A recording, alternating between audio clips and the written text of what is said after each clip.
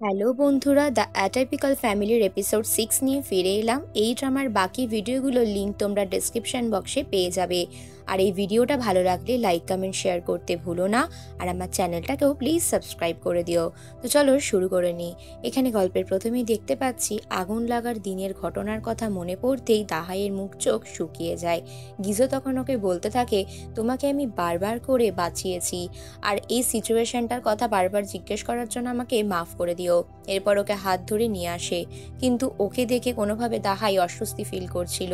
তারপরই গিজোর কাছে এখানে ওর মেয়ের ক্লাস টিচারের ফোন আসে। ও ফোনে কথা বলছিল, সেই সুযোগে ওখান থেকে দাহাই পালিয়ে যায়। ও পিছন ফিরে দাহাইকে আর দেখতে পায় না। তারপরে দাহাই ওখান থেকে ছুট লাগায়। ভয়ে এতটাই নার্ভাস হয়েছিল, ও ফিরে এসে ওর আঙ্কেল তাইকে বলে যে আমি এই বাড়িতে থাকতে পারছি না, আমরা ভুল লোকের সাথে পাঙ্গা নিয়েছি, ওদের সকলের সুপার পাওয়ার আছে, আমরা কি করে ওদেরকে বোকা বানিয়ে এগুলো করব। তুমি জানো যারা অতীত বর্তমান ভবিষ্যৎ দেখে তাদের সাথে সম্ভব নয়। এরপর ওর মাকে বলে যে আমি এই কাজটা করতে চাই না, এসব টাকা পয়সার লেনদেন ছাড়ো, আমি অন্যভাবে ম্যানেজ করে নেবো। তারপরের সিনে আমরা গিজোকে দেখি ইনাকে বাড়ি আনছে, ইনার সাথে অনেক কথা বলার চেষ্টা করে। গিজো যখন ইনার ক্লাস টিচারের থেকে জানতে পারে যে ওর বান্ধবী হাইরিম ওর কাছ থেকে জোর করে কিছু কেড়ে নেয়নি, এদিকে হাইরিম ইনাকে বলতে থাকে আমাকে অপমান করা হচ্ছে, টিচার বলছে আমি নাকি তোমার ঘড়িটা চুরি করেছি। ইনা তখন ওর বান্ধবী হাইরিমকে সরি বলে, আর ও নিজের বাবাকে বলে ওর বিষয়ে নাক না গলানোর জন্য। গিজো যখন বলে যে আমি এরকমটা করতে চাইনি তোমার জন্য চিন্তাতে। তারপর গিজো বাড়ি ফিরে এসে দেখে দাহাই আর ফিরে আসেনি, তাই জন্য ও আবারও ওদের স্টিম বাথ সেন্টারে চলে যায়। সেখানে গিয়ে ওর মায়ের কাজে হেল্প করার চেষ্টা করে আর জিজ্ঞেস করে দাহাই কোথায় রয়েছে, কিন্তু কাজ তো উল্টে করতেই পারে না, সবকিছু পণ্ড হয়ে যায়। তারপর ওর মা এখানে তাইয়ের হেল্প নেয়। তাই ওকে অ্যাকচুয়ালি আলাদা করে ডেকে গিজোকে ইশারায় দেখায় যে এই রুমের মধ্যেই দাহাই থাকে। তো দাহাই যখন বেরোচ্ছিল তখন ওকে গিজো দেখে নেয়। দাহাইকে এখানে ইগনোর করারই চেষ্টা করে, কিন্তু দাহাই ওর সাথে আলাদা করে কথা বলতে চায়। তাই গিজো ওকে নিয়ে একটা ক্যাফেতে নিয়ে আসে। সেখানে এসে বলে তুমি এরকমটা কেন করছো। দাহাই বলে আমার জিনিসপত্রগুলো ফেরত পাঠিয়ে দাও, আমি সবটা ভুলতে চাই। সত্যি বলতে আমার জন্য এটা অকার্ড সিচুয়েশন, এরকম সুপার পাওয়ার থাকা এরকম ফ্যামিলিতে আমি থাকতে পারবো না। আর আমার সাথে জীবনে যা হয়েছে তারপরে তো নয়। আর আমি খুবই সাধারণ একটা মেয়ে, এরকম একটা অসাধারণ পরিবারের সাথে থাকতে পারবো না। তোমাকে আমাকে বাঁচাতে হবে না। আর আমি বলেছিলাম না হয়তো তুমি আমায় অতীতে বাঁচিয়েছিলে, সেরকম কিচ্ছু নয়, শুধু আমার জিনিস কটা ফেরত দিয়ে দিও, তোমার ফ্যামিলিকে বাই বলে দিও। তারপর মিস হিউমকে দেখি। মিস হিউমকে এখানে ডঙ্গি ফোন করে জানায় যে গিজো প্রচুর জিম করছে, আর ও আবারও আগের মতন এরকম প্র্যাকটিস করে নিজের বডি ফিট করার চেষ্টা করছে। শুধু তাই নয়, বাড়িতে এসে মদের বোতলগুলো সরিয়ে দেয়। তারপর ওর বাবা হেল্প করে। সকলেই খুশি হয় গিজোকে এরকম ভালো আনন্দে থাকতে দেখে। এখানে ওর বাবা এখানে ইনাকে দেখায়, দেখো তোমার বাবা তোমার জন্য আজকে ব্রেকফাস্ট বানাচ্ছে। ইনাকে বলে আমি তোমার জন্য ব্রেকফাস্ট বানিয়েছি, তুমি খেয়ে নাও। কিন্তু ব্রেকফাস্টটা যেহেতু পুড়ে গেছিল তাই জন্য ইনার ইন্টারেস্ট দেখায় না। তারপর ইনা ওখান থেকে চলে যায়। তোর বাবা দেখে যে এখানে কিছু জিনিসপত্র এখনো রয়েছে যেগুলো দাহাইয়ের স্মৃতি। তাই দাহাইয়ের ওই ঘরের কাছে গিয়েও আবারও অপেক্ষা করতে থাকে, ওকে ডাস্টবিন ফেলতে এ কথায় ও কথায় মানানোর চেষ্টা করে। আর তারপর ওখানে একটা ব্যাডমিন্টন বল নিয়ে ও আবারও খেলতে শুরু করে। দাহাইকে বলে যে নাও এই জিনিসটা তুমি ফেলে এসেছিলে। দাহাই বলে শুধু এটা নয়, আমার আরও জিনিস আছে, বলে ও রুমের ভেতর চলে যায়। দাহাই ওকে সত্যি এবার ইগনোর করতে চাইছে।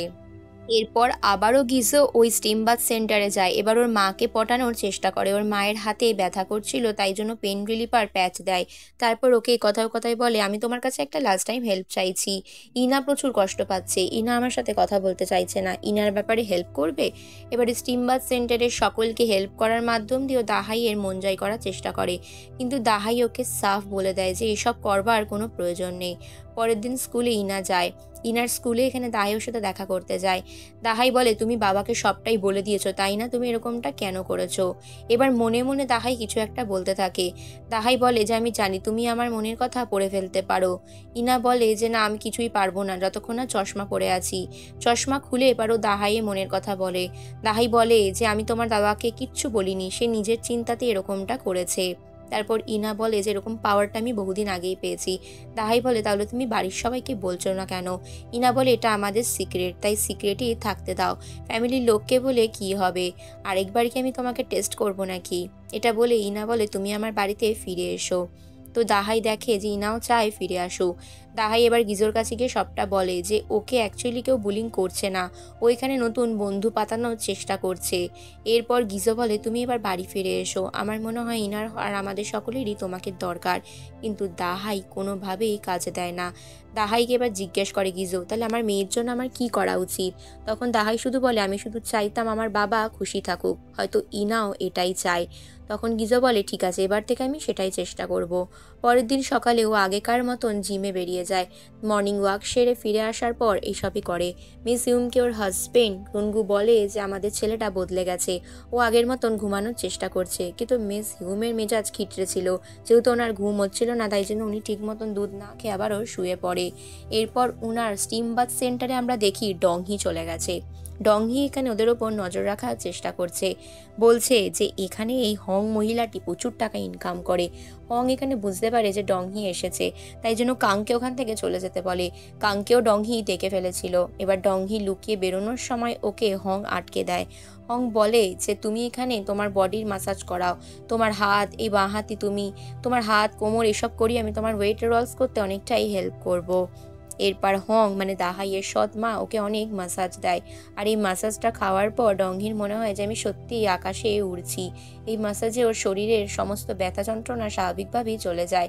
আর ও ফিলও করে ওর যেন অনেকটাই ওজন কমে গেছে।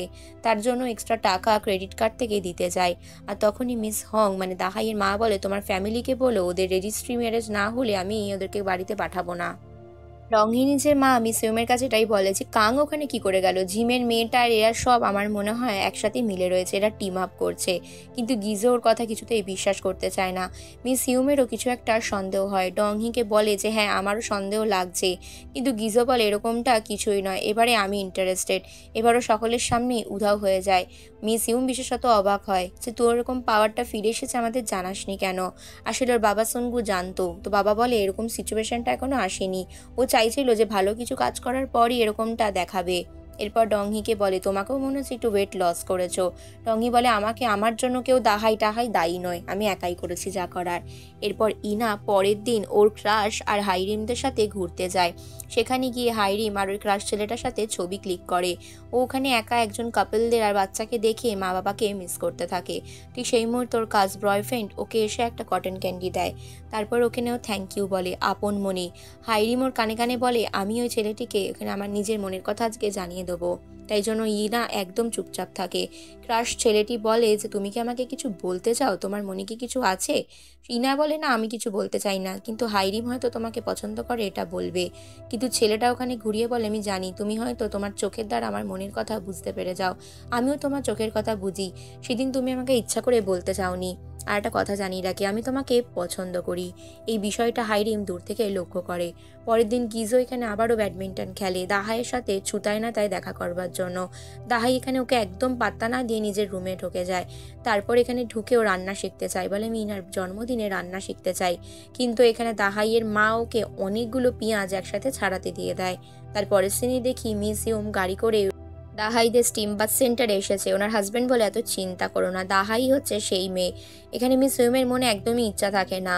মিস হং দাহাইয়ের মা দেখে যে মিস ইউম একদমই অন্যমনস্ক আর একদমই ইচ্ছুক নয়। কিন্তু মিস্টার সুনগু বলে যে হ্যাঁ আমি আমার ছেলের সাথে আপনার মেয়ের বিয়ে দিতে চাই। দুজনেই যখন একটা রুমের ভেতরে যায় তখন দেখে কিচেনে এখানে গিজোর পেঁয়াজ ছাড়াচ্ছে। এটা দেখে মিস ইউমের শরীর খারাপ করতে লাগে যে ছেলে এরকমটা কি করে করছে।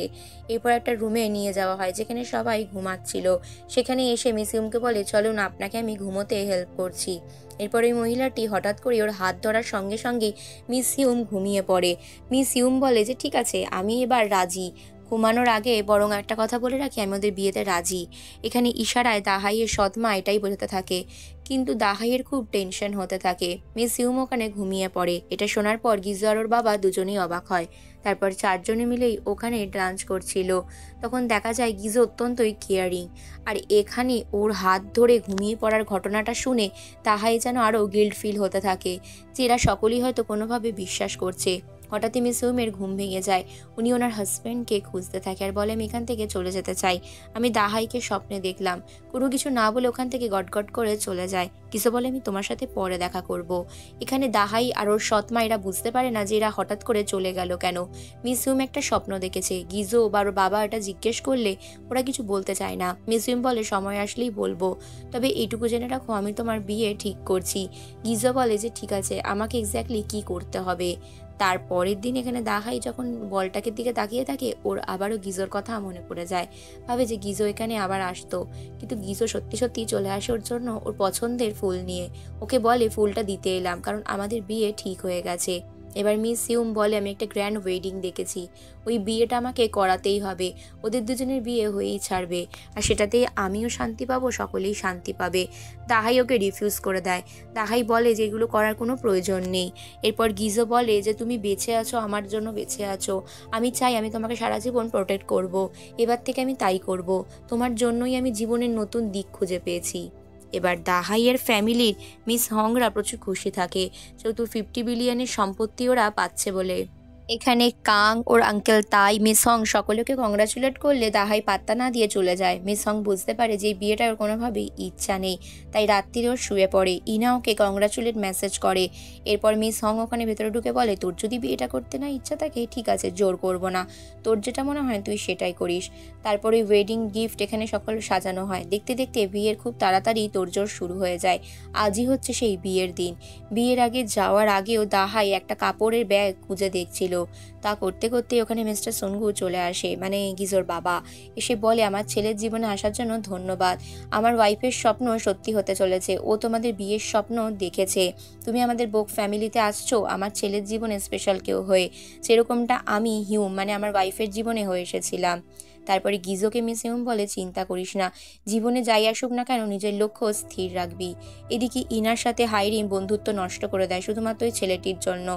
তারপরে ইনা নিজের দেওয়া গিফটগুলো নিয়ে বাড়ি ফিরে আসে। তা করতে করতে বাইক হং এখানে আসে। ওনাকে দেখে মিস হিউম ইগনোর করে, বলে আমি একটু নিজে ড্রেস আপ করে আসছি, আপনি বরং এখানে এনজয় করুন। এরপর মিস হিউম এখানে আর চোখে দেখতে দেখতে চলে যায়। এখানে হংয়েরও কিছু একটা সন্দেহ হয়। হিউম বুঝতে পারে যে যেটা হবার সেটা হবেই। উনি এখানে ইনাকে দেখে নেয়। ইনাকে বলে তুমি তাহলে ঘড়িটা নিয়েছিলে, তোমার মা বাবার বিয়ে হচ্ছে বলে কষ্ট হচ্ছে না তোমার? ইনা বলে না, এরকমটা কিছু নেই, বাবা তো আমার থেকে আগেই দূরে ছিল। তারপরে আমরা কাংকে দেখি, ও যখন জিম করছে ডংই ওকে জিজ্ঞেস করে আমাকেও জিম করা শেখাও, চলো আরো বেশি বেশি করে ওয়েট লিফট করো, তুমি তো খুব ভালোই জিম করতে পারো। এ কথা ও কথায় ডংই আরো বেশি বেশি করে ওয়েট চাপিয়ে দেয়। কাংয়ের এবার তুলতে গিয়ে খুবই কষ্ট হয়, ও বলে এটা আমি পারছি না।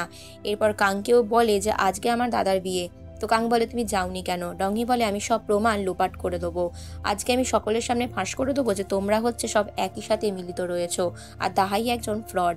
এরপরও বিয়ে বাড়িতে চলে যায়। কাং এরপর বাইখাংয়ের কাছে গিয়ে বলে যে আমি কিছু বলতে চাই, কিন্তু ওকে ওখানে মিস হিউম দেখে নেয়, তাই জন্য কাং ওখান থেকে চলে যেতে বাধ্য হয়।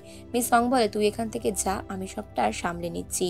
ডংহি এখানে দাহাইয়ের রুমে এসে সবকিছু তন্ন তন্ন করে খুঁজতে লাগে, কারণ ওকে প্রুফ পেতেই হবে। ও এখানে কাংয়ের কাছ থেকে জানতে পেরেছিল যে স্লিপিং পিল দেওয়া হতো। দেখতে দেখতে বিয়ের অনুষ্ঠানও শুরু হয়ে যায়। দাহাইকে কনের বেশে এতটাই সুন্দর লাগছিল, গিজোর সমেত ওখানে উপস্থিত সকলের চোখই ধাঁধিয়ে যায়।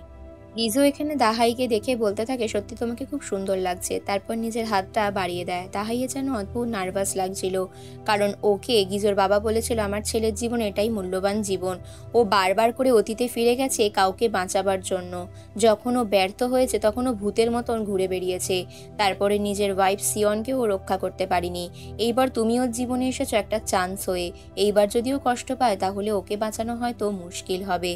এবার দাহাই ভাবে আমি তো মিথ্যে একটা ফ্রড নাটক করছি, এখানে তো ঠকানো অবিসম্ভাবী, তাহলে আমার কি উচিত হবে গিজোর সাথে এটা করা? তাই জন্য ওর মনের ভেতর একটা গিল্ট ফিল হতে থাকে। যতবারই ওর দিকে হাত বাড়িয়ে দেয় ততবারই ও মনের মধ্যে একটা গিল্ট ফিল হতে থাকে। ডংহি এদিকে একটা সুটকেস খুঁজে পায়, যে সুটকেসের মধ্যে একটা ছোট্ট বটুয়া ঢোকানো ছিল, আর বটুয়াটার মধ্যে ওদের ফ্যামিলির আংটিটাও লুকানো ছিল। ডংহিকে একে আটকাবার জন্য কাং চলে আসে। কাং ওকে বলে ওটা জিনিসটা আমাকে ফেরত দিয়ে দাও। ডংহি বলে না, এটাই তো আমার কাছে প্রুফ, আমি বলে দেবো দাহাই মিথ্যা। এবার ওকে ধাক্কা মেরে এখান থেকে ফেলে দেয়। আর একটা জিনিস কাং আজকে দেখে নেয় যে ও হাওয়ার মধ্যে ভাসছে, মানে সত্যি কথাই যে ওদের মধ্যে সুপার পাওয়ার রয়েছে। মিস ইউম বলে যেরকমটা দেখেছিলাম ঠিক সেরকমটাই হচ্ছে, গ্র্যান্ড ওয়েডিং আর ঠিক ওরকমভাবেই পোশাক পরে সুন্দরভাবে সেজে রয়েছে। এরপর গিজা বলে এই মোমেন্টটাকে খুঁজে দেখো, দেখো আমি আশেপাশে কোথা থেকে লুকিয়ে দেখছে কিনা, আমি এই মোমেন্টটাকে বারবার বাঁচতে চাই। দাই বলে না, সেটা হবে না, আমি তোমাকে আর বিয়ে করতে পারবো না, কারণ আমি তোমাদেরকে ঠকিয়েছি। আমার মায়ের এটা নিয়ে 3বার হচ্ছে, আমরা এরকমভাবে ব্যবসা করে থাকি, এই বিয়ে কখনোই সম্ভব নয়। মিস ইউম হয়তো আগে ফিউচারের সবটা স্বপ্নে দেখে নিয়েছে, আমাকে মাফ করো, আর তোমাকে আমাকে বাঁচাতে হবে না। এই বলে দাহাই ওখান থেকে চলে যায়, আর ওর পেছন পেছন বাইখংও চলে যায়।